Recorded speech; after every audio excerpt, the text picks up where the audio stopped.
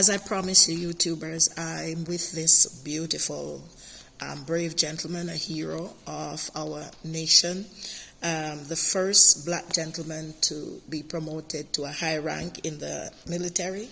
He's about to give me an interview to share with you, and he remains unanimous for privacy's sake. You'll hear his voice, and he will tell you the story, starting from the history of the blacks in Nova Scotia and what they went through the war. Some of those things he will share with us. We appreciate him today. He just shared with me that he will celebrate his birthday soon. We are both June born, so that's very special to me on my birthday today. And so he will give you information that you can use to motivate yourself to want to join the military or not. So here we go, guys. We'll leave his name out of the narrative and the interview, and he will share very essential information, especially that he was the first black Canadian, black man to have risen to a certain rank. He will name the rank, and excelled and lived to tell about it at the age of 82. All right, so there you go. So he will begin. I will be silent. I'll prompt the questions as we go along. But just a little bit of clarification. We must distinguish between rank and appointment. Many people can have the same rank, but they will not have the same appointment. Okay. The appointment makes you senior to people that have your same rank. In saying that, in my case, I was the first, to my knowledge, I haven't done a research, to be a regimental sergeant major or equivalent in the Army, Navy, or Air Force in Canada of a major base. Now, their differentiation must be made. A major base is a base of several thousand or more. A minor base is a base of, say, 1,000 or less. To my knowledge, I'm the first one. There have been regimental sergeant majors or equivalent in Navy, Army, and Air Force of bases that were minor. But major base, to my knowledge, I have been the only one to be a major base in our country of Canada. I was Army as such. How old were you when you signed up, sir? When I signed up, I was 14 years of age, 9 months in the Reserve Army. Wow. The day I was 17, I went and joined the regular Army. Wow. I served 38 years in the regular Army. As I've said, 2 years militia before that. And when I got out of the regular Army, because I couldn't stay any longer, and my time was 55 years of age, I went and worked with cadets for 5 years. Wow. So my total service is 45 years of service to this beautiful country of Canada. Amazing. Thank you for serving, sir. Fine. Thank you, ma'am, for the interview. I'm a United Nations veteran several times over. Veteran in the early years, such as Cyprus, when the fighting was going on, in 1967, 68. And Cyprus is in Egypt. So Cyprus in the Mediterranean. In the Mediterranean. It's in the Mediterranean. It's an island in the Mediterranean. Then at that time, we were ready to lift this off because the fighting was intense. The American Sixth Fleet was standing by in the Mediterranean to lift the Canadian contingent off. Didn't have to happen, thank goodness. Secondly, I've served in Israel during the time of fighting, and that would be 1981 to 82. In Israel, the borders, Syria, Lebanon, again, a time of fighting in that area. Once again, we as Canadians were lucky. We protected ourselves, but we didn't have to have major engagement with any of the parties that were warring each other. Can I ask you a question? Sure. What year did you sign up, actually? What year? The regular force? Yes. I signed in the regular force the 8th of July, 1958. Wow. So wasn't it illegal then to sign up a 14-year-old in any? But no, you've got to distinguish. Yes. When I was 14 years of age, 9 months, I was in the militia, the Reserve Army. Okay. In those days, in 1956, you could doctor up papers. Oh. You could forge papers that said You were older. I get or you it. could use your brothers. I Many, get it. Many joined the Army that they were only 15, the militia.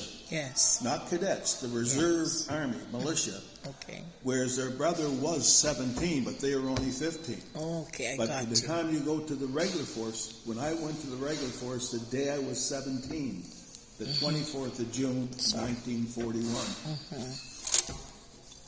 You couldn't do those things at that time. So my regular force service is from June 1958 until June 1996. So 38 years. you did all this within your birth month. Is there a reason why you were signed up during? Oh, yeah, because the thing is, you couldn't join, you had to be 17 to go to the regular army. I was 17 in June. Okay. The militia didn't matter, Okay. but I had to be 17. You were supposed to be 17 in the reserve, but I forged my age, Okay. which I could not do. With technology, you couldn't do that coming into the regular force. Yes.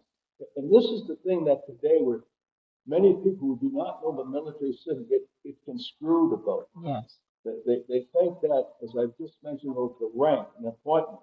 Many have the rank, but all do not have the same appointment.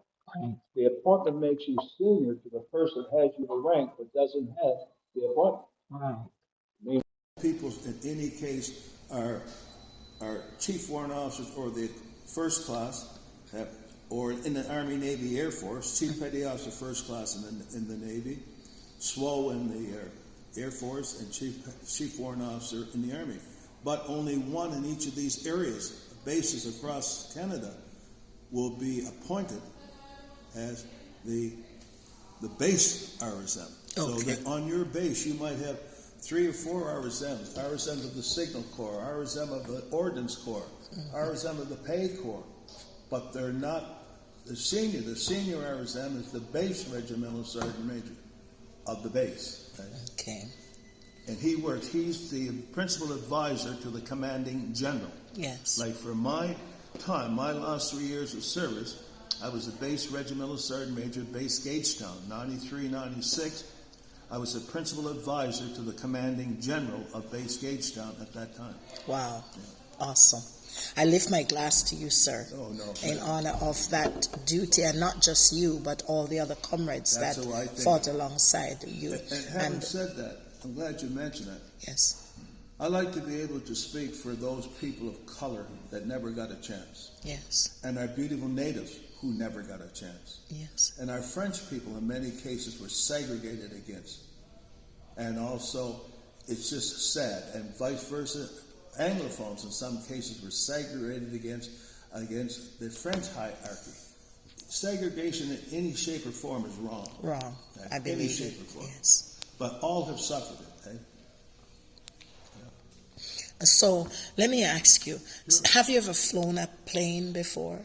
I've flown in them. No, I'm not. You're not a pilot. You're Army. Yeah. So you never got a chance to fly a plane. That was not your. Yeah, you don't fly it. I've flown in planes. You're flown in the plane itself. Yeah. Have you ever gotten caught in crossfire during your tenure as a military? My 2 tours of duty and UN duty, I was not personally, but it was happening while we were there. But I got to remember, it was an infantry battalion at that time was about 900 men. Wow. When we were in Cyprus in 1967, 900 men. There were areas that were very, very dangerous as such. But luckily the Canadians were prepared, but we did not get engaged in the fighting because we were going to be lifted off by the American 6th Fleet in the Mediterranean. But it didn't happen. Okay. It didn't have to happen. Okay. So have you ever been in a submarine before? Only to visit while visiting a Navy base. Okay. Another question I'd like to ask: how were you treated as a black soldier, as opposed to your peers that were of another nationality? The reality of this is 2 strokes. First, I'll say positively, it wasn't for the open-mindedness of white superior white people in the military. They didn't see us natives and us people of the Negro race. They seen us as soldiers. Right. If it wasn't for these beautiful white people, we would not have had a hope in hell. Chance, right. But right. the other side of that, the majority were not like that. That's right. Many would go to work and try to make your life miserable, stop us from advancing, yes. and insult us when you ask, well, how come I didn't get a chance going on? Oh, I didn't think you wanted it. Well, what's the decided difference for of a you. 22-year-old black soldier wanting a chance to advance than a 22-year-old white soldier? And this is the differentiation. But thank God for the open mind to see. What I achieved would never ever happen had it not been the open-mindedness of white people. I got to speak highly of the French. I was picked as a regimental sergeant major of the Royal Canadian School of Infantry by a French lieutenant commanding officer. I can't speak French. I wish I could. It's a beautiful language. So there's a case. Awesome. He's seen me as a soldier because he easily could have said, no, I want someone who's bilingual, or I want someone who's French. But he picked me because he didn't see my color. Wow. But the cases of that were only 25 to 40% through the spectrum. The others weren't. It was camouflage. The systemic racism was certainly camouflaged at that time. But again, I cannot praise the open-mindedness of white superior officers that seen us and the natives not as native or person of color, but seen us as soldiers.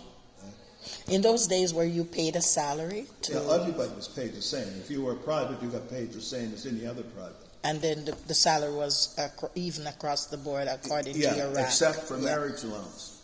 Oh, okay. Marriage allowance up until the mid-60s. If you were married under 21 in the Canadian Forces, you lived on a single man's pay. Oh. You lived on a single man's pay. In 1960 or 61, they said, okay, those married under 21 can get half of a single man's pay. So half of a married man's pay. So what happened to the other half? Is sent to the wife? No. If you were single and in 19 up to 1961 and you got married, you lived on a single man's pay. A married man's pay was $120 a month. But you didn't get that because you were married under 21. You knew once you got married you were not going to get. About 1961, they changed the venue to say that those married under 21 could get $60 a month. That's half of a married man's pay that's 21 or older. That lasted till about probably 64, 65, where they said that's it. Everyone, if they're married, will get the same, regardless if you're 17 or 27 or whatever. Thank you. But officers now was a different category. Yes. Officers' pay couldn't go to Germany if they were married under 25. Okay. Men couldn't go to Germany if they were married under 21. See, these are conditions where it's so hard to explain in today's atmosphere. It's hard to compare, let's say, the previous 50 years to the previous 43 years to 1980. It's hard to compare 1980 to the Korean War than to 1980 to 2003 today. It's like night and day. It's totally different. Totally different. Thank you. We'll pause right here to update our viewers. We are interviewing a modern-day hero of the military who has been through the war, couple wars, and has come out. UN duties, ma'am. UN duties, not wars. Not UN war. Duties. Thank you for the correction. UN duties, not war. And he is now retired at 82, and he volunteered to do an interview with me so I can share with our young men and women who would like to become a part of the military, because not many people, as he says, he will explain to you the percentage of persons who are signing up for the military in this other segment. So don't go anywhere. We'll join us right in 2 seconds.